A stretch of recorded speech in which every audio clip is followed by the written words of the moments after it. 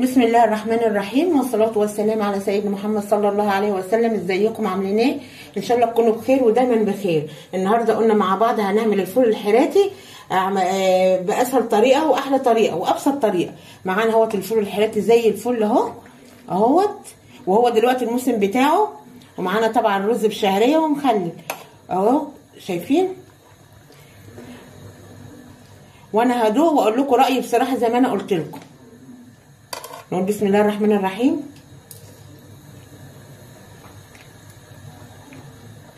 والله يا جماعه تحفه، مش عشان انا اللي عامله، لا هو طعمه جميل جميل. انا اول مره اعمله وقلت هجربه واقول لكم على رايي بالظبط. هو فعلا حلو. عارفه داخله زي ايه؟ زي البسله كده، ما بتعملي البسله، هو يعني من الحاجات دي. وكده يا جماعه نجرب مع بعض اهوت اهو. يعني تاخدي معلقه من هنا كده على الرز كده. والله تحفه واقتصادي وحاجه تغيير، وهو يوم بيعدي. والله طعمه جميل. بألف هنا للي هياكل. ونقول مع والله يا جماعه طعمه بالرز جميل جدا، عن العيش كمان روعه روعه روعه. بألف هنا اللي هياكل. ويلا ونقول مقاديرنا. معانا فصين من الثوم، يعني 5-6 فصوص كده، ومعانا بصلتين اهوت، ومعانا فول حراتي 1.5 كيلو.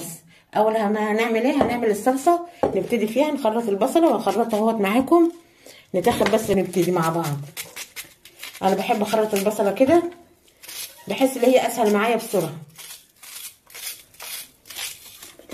الفول الحراتي بيتاكل كده مع الجبنه وبينطبخ برضه، فانا هوريهولكم وهو بينطبخ.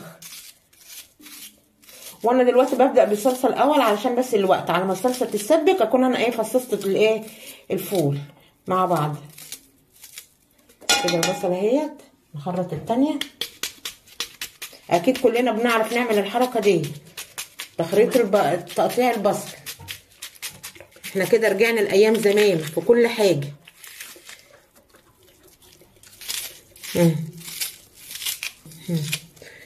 الله يرحم بقى والدتي، هي اللي معلماني كده.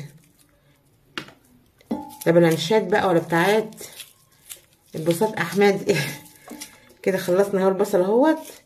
يلا مع بعض على البوتاجاز. وكده مع بعض على البوتاجاز اهوت.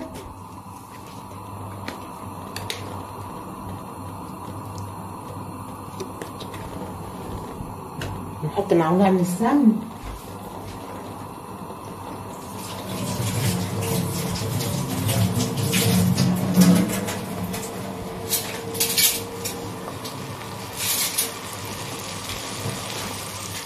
بسم الله الرحمن الرحيم.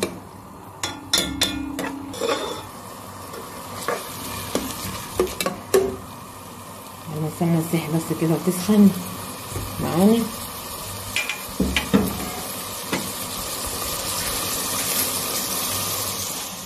واحنا اهو ضاربين طماطم يا جماعه اهوت النهارده، لان كان عندنا السوق امبارح، فضربنا الطماطم اللي احنا جايبينها للاسبوع.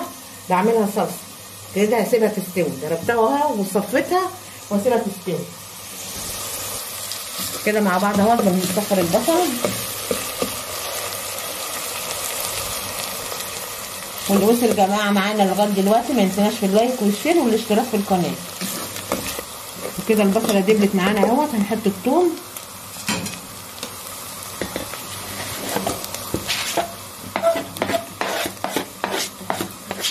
الثوم بقى ده اخضر اهوت، لسه طالع جديد. الثوم الجديد طلع. كل سنه وانتم طيبين بقى. نقلب كده. لو عندك قرن شطه حامي حطيه، بيديها طعم حلو برضو.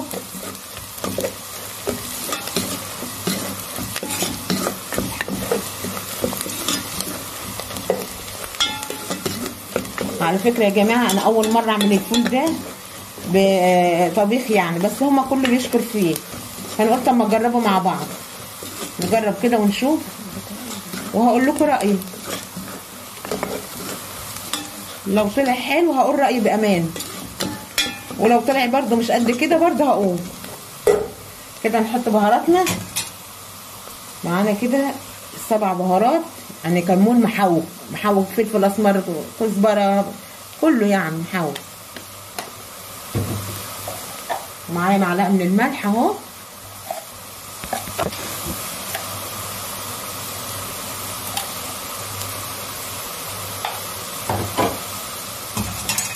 ونقلب كده نشم ريحه البهارات كده جميله.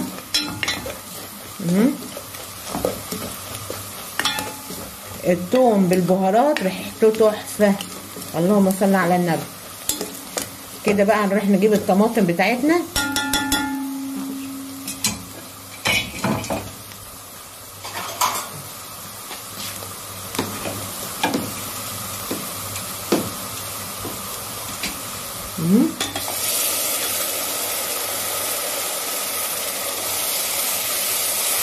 الطماطم دي انا ضاربه فيها واحده بنجر عشان الطماطم ايه خضره شويه.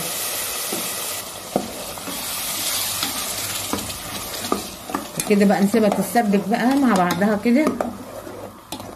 هنروح بقى كده ايه نفصص الفول ونرجع لبعض تاني. وكده خلاص فصصنا اهوت، فصصنا الفول وده اللي طلع معانا اهوت. هنروح بقى ايه نشوف الصلصه نبص عليها ونروق مكاننا كده ونرجع لبعض. وكده الصلصه اتسبكت اهي اهي.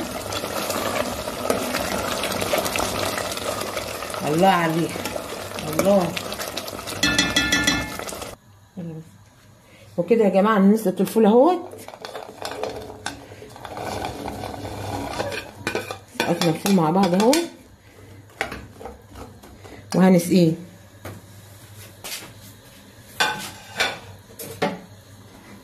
عندك شوربه حطي، ما عندكيش حطي ماشي وقلب الشوربه عليه اهو كده ونسيبه ايه يستوي. وهنعمل بقى شويه رز بشعريه جنبهم. انتوا ممكن تاكليهم مع طبق باذنجان مع يعني ايه تحابيش كده. ممكن تعمليه جنبه شويه رز بشعريه زي ما انت عايزه، بس انا هعمل جنبه شويه رز بشعريه كده. هنغطي عليه بقى ونسيبه يستوي. يلا مع بعض ونعمل بقى الرز بالشعريه. احنا كده عملناه طبخناه زي البسله بالظبط.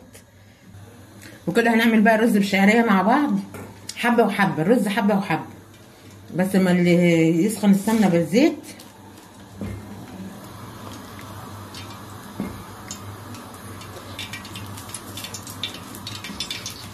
طبعا اكيد ما فيش اسهل من كده. عمايل الاكل اصلا ما بتاخدش وقت، بس اللي حابب يعمل اكل، اللي مش حابب بقى بيبقى صعب عليه المطبخ. نقول بسم الله الرحمن الرحيم وننزل الرز.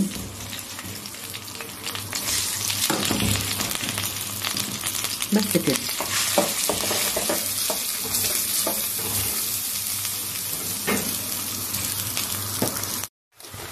وكده هنحط مع بعض شويه شعريه اهو.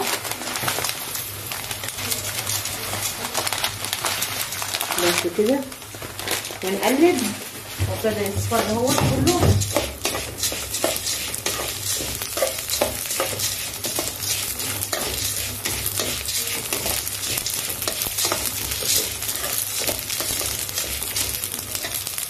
نحط الشعريه خليها ايدي كتير عشان الشعريه بتتلسع بسرعه.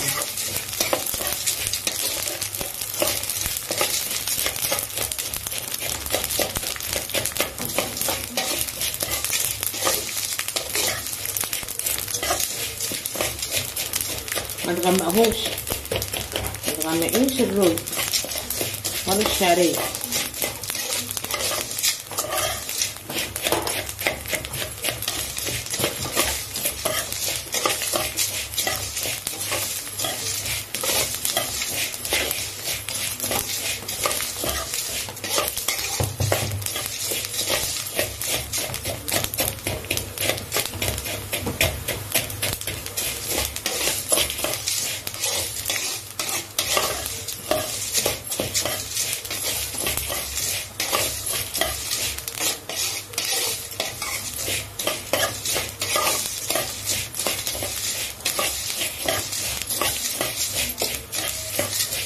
وكده خلاص الشعريه اصفرت معانا اهي.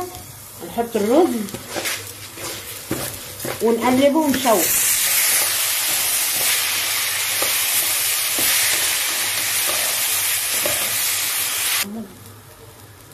كده هنسقي بقى اهو الرز.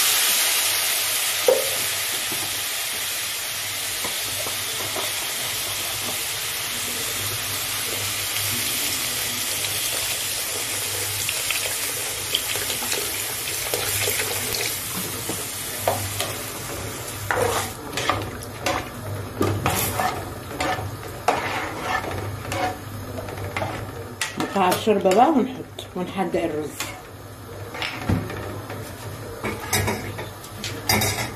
هنحط شويه ملح، نحط شويه ملح معانا اهو، حاجه بسيطه.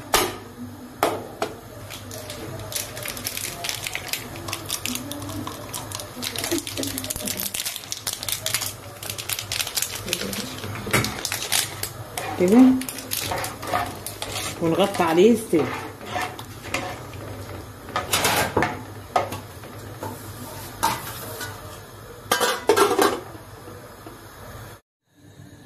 وكده يا جماعه نكون خلصنا بقى الفول الحراتي. معانا اهوت طبخناه مع شويه رز بشعريه وطبعا المخلل. عايزين تاكلوه بالف هنا، عايزين تاكلوه بعيش مع بدنجان مخلل مع تحابيش كده، ده وده ينفع. واللي وصل الفيديو معايا لغايه دلوقتي ما ينسيناش في اللايك والشير والاشتراك في القناه. بحبكم في الله، والسلام عليكم ورحمه الله وبركاته.